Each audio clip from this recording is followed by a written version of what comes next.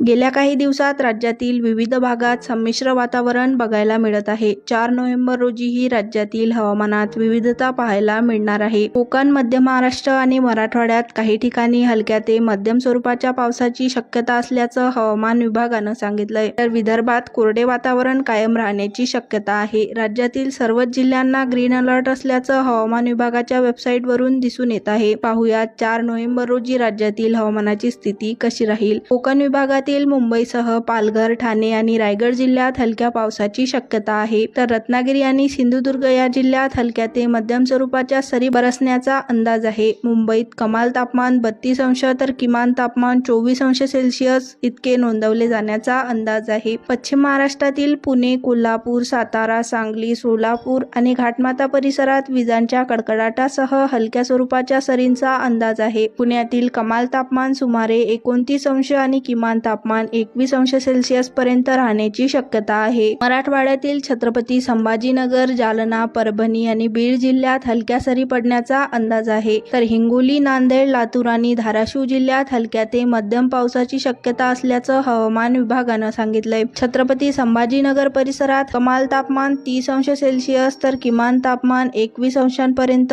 असू शकतं.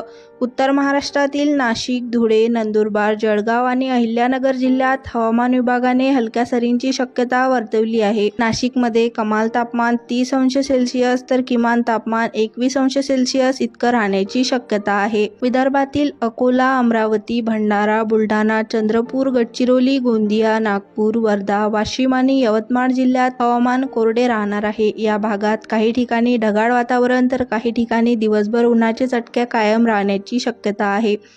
नागपूरमध्ये कमाल तापमान 31 अंश सेल्सिअस तर किमान तापमान 22 अंश सेल्सिअस इतकं असू शकतं. तर हा होता राज्यभरातील तापमान आणि हवामानाचा आढावा.